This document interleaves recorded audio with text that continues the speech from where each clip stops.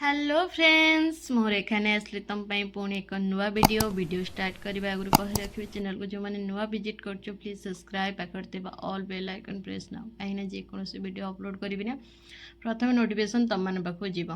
तो चलते स्टार्ट करवा आज आम वीडियो कौन रहा वीडियो रहा कि +3 6 सेमिस्टर पिलांग जोटा कि संस्कृत ऑनर्स पिलांग आमर रही आज 6 semester core 13 core 14 and DSC 3 आ प्रोजेक्ट जार थी जार प्रोजेक्ट न तो कोर पेपर 13 मु ऑलमोस्ट कंप्लीट हो जाइए ऑलमोस्ट कंप्लीट हो जाइए एंड 14 आरंभ 14 लॉन्ग क्वेश्चन दुईटा 14 अच्छी कोर्स अच्छी ज्योतिष शास्त्र एंड वास्तुशास्त्र ज्योतिष शास्त्र मु तुमको लॉन्ग क्वेश्चन 3टा सेंड कर देछि आज आउ 3टा सेंड करी चलते देखा कौन अच्छी लॉन्ग क्वेश्चन आमर आउ जो 3टा तो जीवा आगुरी वीडियो को कहबी प्लीज तुम लाइक कर तुम सांग मान शेयर कर कमेंट मध्यम जनाओ कौन प्रोब्लेम अच्छी कौटी कौन असुविधा अच्छी आउ कौन बुझीपारुन ओके जीवा नेक्स्ट पैराग्राफ को कौन देखा आमर क्वेश्चन आंसर रोचे आसीगले आम 4 नंबर पाखक जोटा कि आमर क्वेश्चन कौन रहा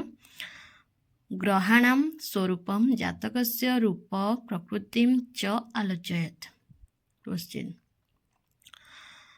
ओके रव्यादि नवग्रहाः रवि सोम मंगलश्च बुध जीवः शीतः शनिः राहुः केतुश्च कथिताः मार्कण्डेयादिभिः पुरा सूर्य इत्यादि नवग्रह यथा रवि चंद्र मंगल बुध बृहस्पति शुक्र शनि राहु एवं केतु अटंती बोली मार्कंड इत्यादि ऋषि वृंदों द्वारा पूर्वर कहुଯାଇଛି।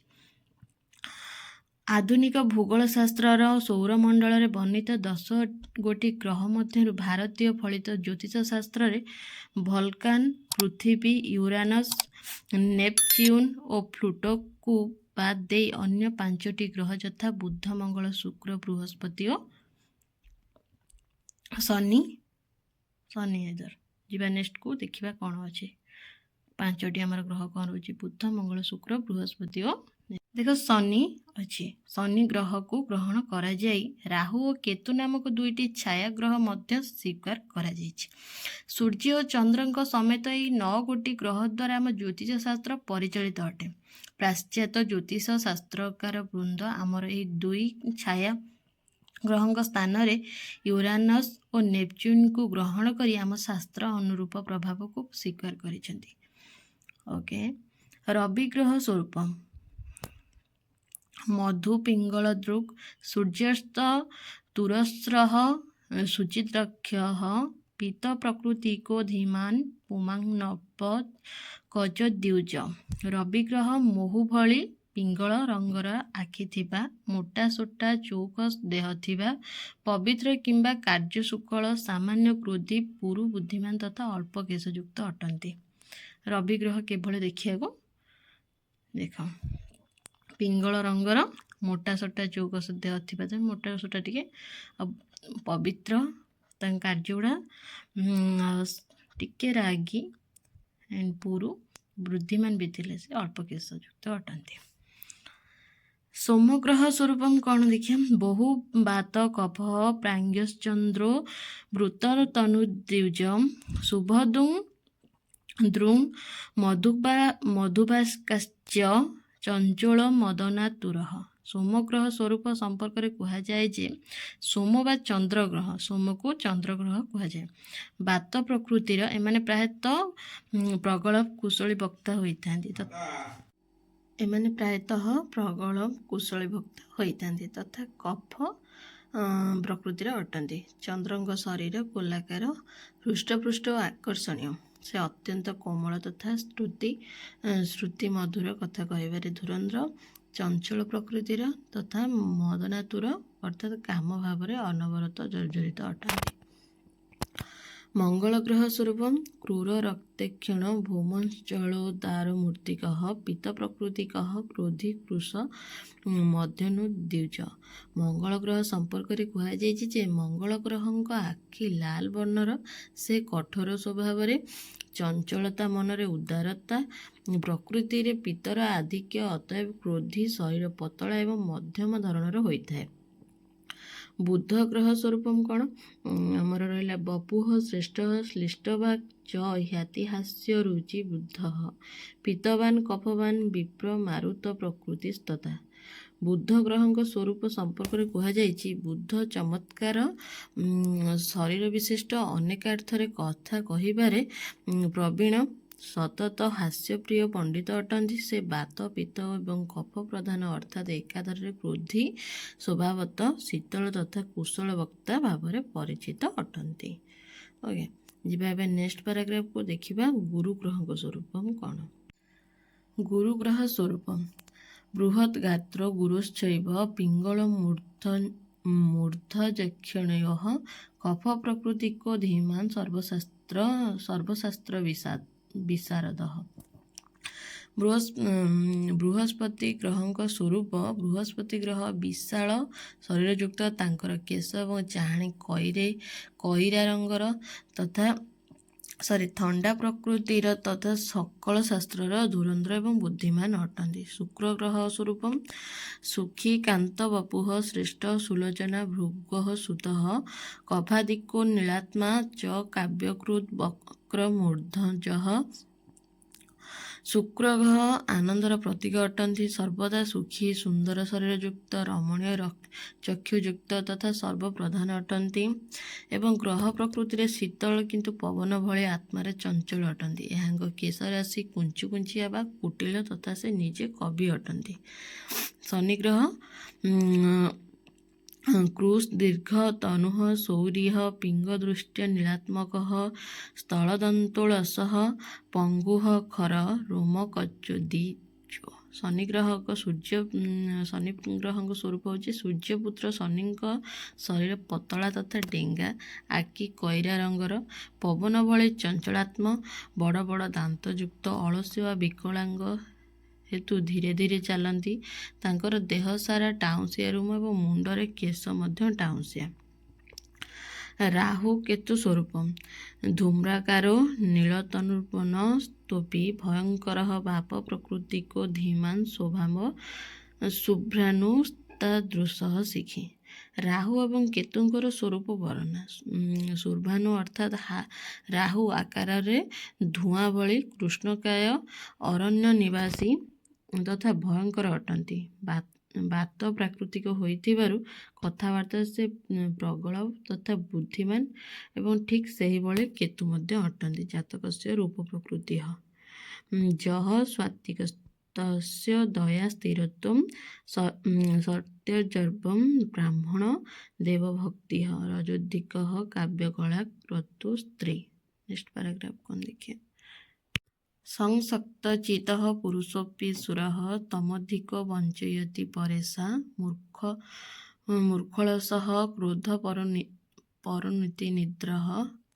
ଅର୍ଥାତ୍ ଜନ୍ମିତ ଶିଶୁର ରୂପ ତଥା ଗୁଣ ବିଚାର। ଯିଏ ସାତ୍ୱିକ ତାର ଦୟାଭାବ ତଥା ଧୈର୍ଯ୍ୟ ଥାଏ। ସେ ସତ୍ୟବାଦୀ ଏବଂ କ୍ଷମାଶାଳୀ ଅଟେ। ସେ ଦେବତା ତଥା ବ୍ରାହ୍ମଣଙ୍କୁ ଭକ୍ତି କରେ। ଯିଏ ରଜୋଗୁଣ ସମ୍ପନ୍ନ ଅଟେ ସେ କବି ପ୍ରାଣ ତଥା କାବ୍ୟକର୍ତ୍ତା ହୁଏ। ନିଜର ଶକ୍ତି ବୃଦ୍ଧି ପାଇଁ ସେ ଯଜ୍ଞ ଦାନାଦି କରେ ଏବଂ ସେ ସାଧାରଣତଃ ନାରୀ ଅଭିଳାଷୀ ହୋଇଥାଏ। ତମ ଗୁଣ ଯାହାଠାରେ ଅଧିକ ଥାଏ ସେ ମୂର୍ଖ ତଥା ଅଳସୁଆ, ବଦ୍ରାଗୀ ତଥା ନିଦ୍ରାକୁ ହୋଇଥାଏ। ଓକେ, ଏ ରହିଲା କ'ଣ 5 ନମ୍ବର। 5 ନମ୍ବର କ'ଣ ରହିଲା ଗ୍ରହାଣାମ୍ ଦିଗଧିପତିତ୍ୱଂ ବେଦାଧିପତିତ୍ୱଂ କ୍ଷେତ୍ରମ୍ ଚ ନିର୍ଣ୍ଣୟତେ। ଦିଗ ବେଦର ଜାଣିବା ତ କ୍ଷେତ୍ର କେମିତି କ'ଣ।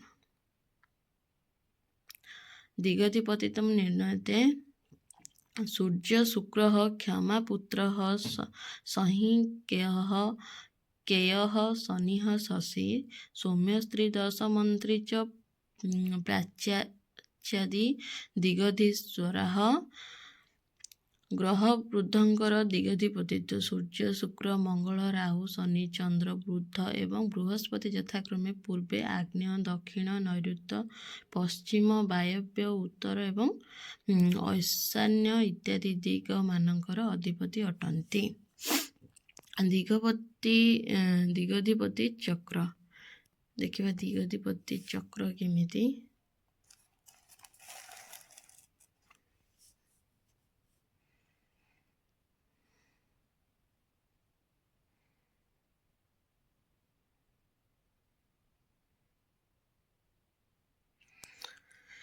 ହେଇଗଲା ଯିବା ନେକ୍ସଟ ପାରାଗ୍ରାଫକୁ। ନେକ୍ସଟ ପାରାଗ୍ରାଫ ଆସିଲେ ବିଶେଷତଃ ଦୂର ସ୍ଥାନକୁ ବା ରାଜଦ୍ୱାର ଭଳି ଗୁରୁତ୍ୱପୂର୍ଣ୍ଣ ସ୍ଥାନକୁ ଯାତ୍ରା କାଳରେ ଦିଗାଦିର ମହତ୍ତ୍ୱ ବିଶେଷ ସହାୟକ ହୋଇଥାଏ।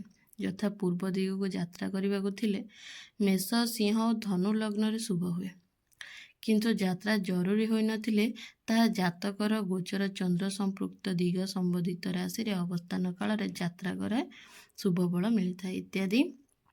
ଗଲା ବେଦାଧିପଥକନମ୍ ऋक् वेदाधिपति जीर्भो यजुर्वेदाधिप शीत साम वेदाधिपो भौम शशिजोर्थ अथर्व वेदराट।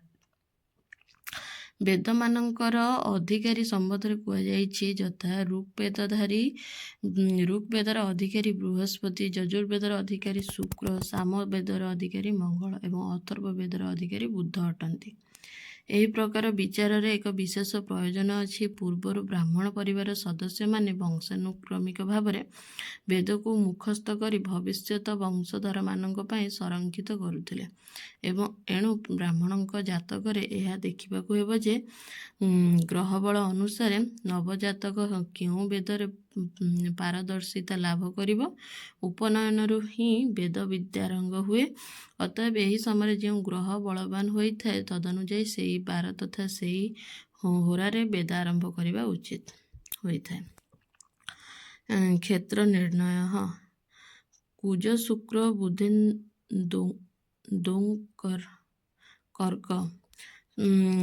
କୁଜ ଶୁକ୍ର ବୁଧେନ୍ଦୁକର୍କ ସୌମ୍ୟ ଶୁକ୍ରାବନି ଭୂମା जीवाक्री भानुजे जैन्यां क्षेत्राणि सूर्यजातयः। मेष मंगलकर वृष शुक्रंकर मिथुन बुधंकर कर्कट चंद्रंकर सिंह रविंकर कन्या बुधंकर तुला शुक्रंकर बिछा मंगलंकर धनु बृहस्पतिंकर मकर और कुंभ शनिंकर मीन बृहस्पतिंकर गृह अटे।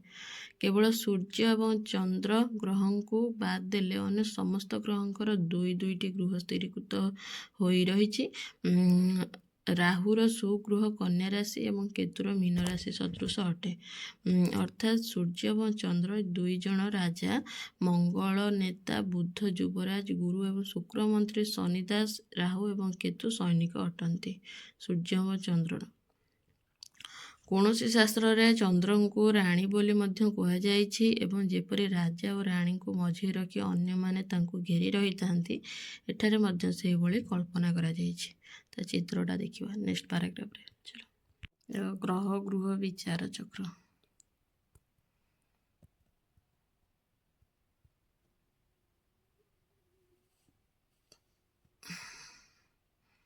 देखिला देखिए कौन लिखा है। ग्रहबृंदक गृह विचार संपर्क में गोटे रोचक तथ्य मिलता है। ताहा है ग्रह मानक गृह दुईटीर संख्या को मिसाइले ता सब बेले शेष अंक पहुँच। एपरिक गोटे गोटे घर थिबा ग्रह को गृह संख्या को मिसाइले फल न आसिब।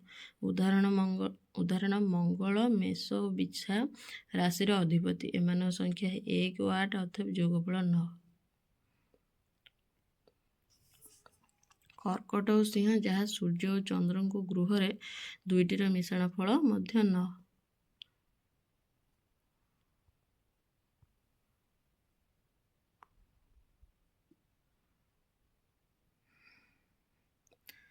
एपरी बृहस्पति गृह द्वयर जोगफल यथाक्रम धनु और मीन 9+12 21 अटे। जदि मिश्रण फल 12 रु अधिक हेब तेबे 12 फेड़ी दे मध्य फल 9 हेब।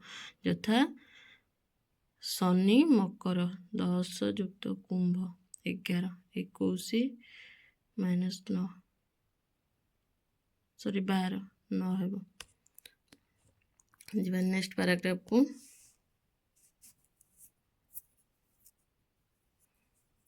छः नंबर आसला ग्रहणाम शत्रु मित्र सम ग्रहणाम तथ्यम च लिखते।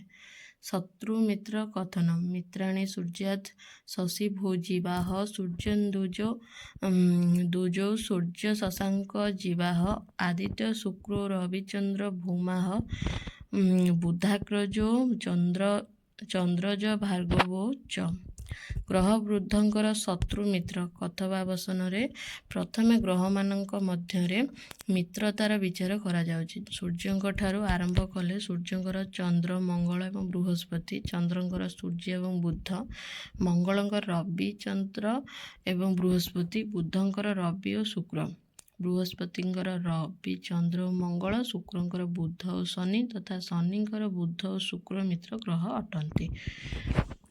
ଓକେ, ଶୀତାଶୀତौ ଚନ୍ଦ୍ରମସୁ ନ କଶ୍ଚିତ୍ ବୁଧ ଶଶି ସୌମ୍ୟ ଶୀତौ ରବିନ୍ଦୁ ବକ୍ରା ରବିତସ୍ତ ମିତ୍ରା ମିତ୍ରାରି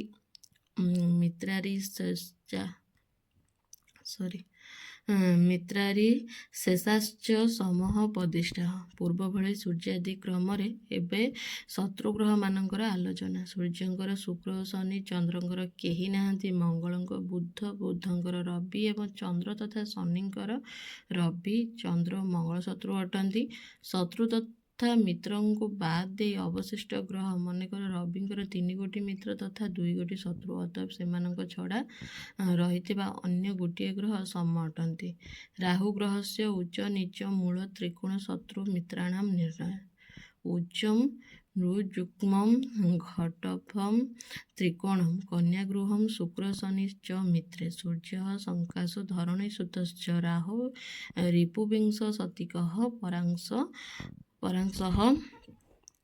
ରାହା ବିଂଶତିକଃ ପରାଂଶଃ 20 ପର୍ଯ୍ୟନ୍ତ। ନୃଯୁଗ୍ମଂ ମିଥୁନ ରାଶିରେ ଉଚ୍ଚମ୍ ପରମୋଚ୍ଚ, ଘଟବମ୍ କୁମ୍ଭ ରାଶିରେ 20 ଅଂଶ ପର୍ଯ୍ୟନ୍ତ, ତ୍ରିକୋଣମ୍ ମୂଳ ତ୍ରିକୋଣମ୍ କନ୍ୟା ରାଶି, ଗୃହମ୍ ନିଜର ଘର, ଶୁକ୍ର ଶନି ଚ ଶୁକ୍ର ଏବଂ ଶନି 2 ଜଣ ମିତ୍ରେ ମିତ୍ର ଅଟନ୍ତି। ସୂର୍ଯ୍ୟ ଶଙ୍କାସୁ ଧରଣୀ ସୁତଃ ଯୁକ୍ତ ଚ ରବି ଚନ୍ଦ୍ର ଏବଂ ମଙ୍ଗଳ ରିପୁ ଶତ୍ରୁ ଅଟନ୍ତି। ନେକ୍ସଟ ପାରାଗ୍ରାଫକୁ ଆସିଲେ ରାହୁଙ୍କର ଉଚ୍ଚ ନିଚ ମୂଳ ତ୍ରିକୋଣ ବିଚାର। ରାହୁ ମିଥୁନ ରାଶିରେ 20 ଅଂଶ ପର୍ଯ୍ୟନ୍ତ, ପରମୋଚ୍ଚ କୁମ୍ଭର 20 ଅଂଶ ପର୍ଯ୍ୟନ୍ତ, ମୂଳ ତ୍ରିକୋଣସ୍ଥ କନ୍ୟା ରାଶି ତାର ସ୍ୱଗୃହ, ଶୁକ୍ର ଏବଂ ଶନି 2 ଜଣ ତାର ମିତ୍ର ତଥା ରବି ଚନ୍ଦ୍ର ଓ ମଙ୍ଗଳ ତାର ଶତ୍ରୁ ଅଟନ୍ତି।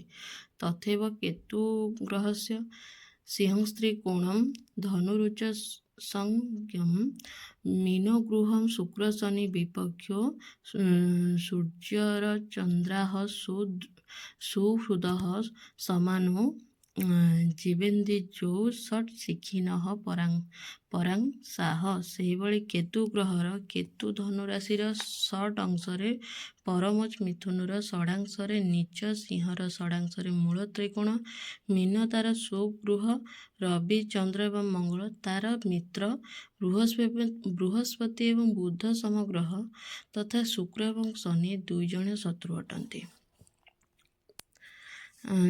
ଚତୁର୍ଥ ଦଶ ଦ୍ୟୋତ୍ରୟନ୍ତୋ ଲାଭସ୍ତାଃ ସ୍ୟୁଃ ପରସ୍ପରମ୍ ତତ୍କାଳମିତ୍ରାଣ୍ୟୁଚ୍ଚସ୍ସୁଃ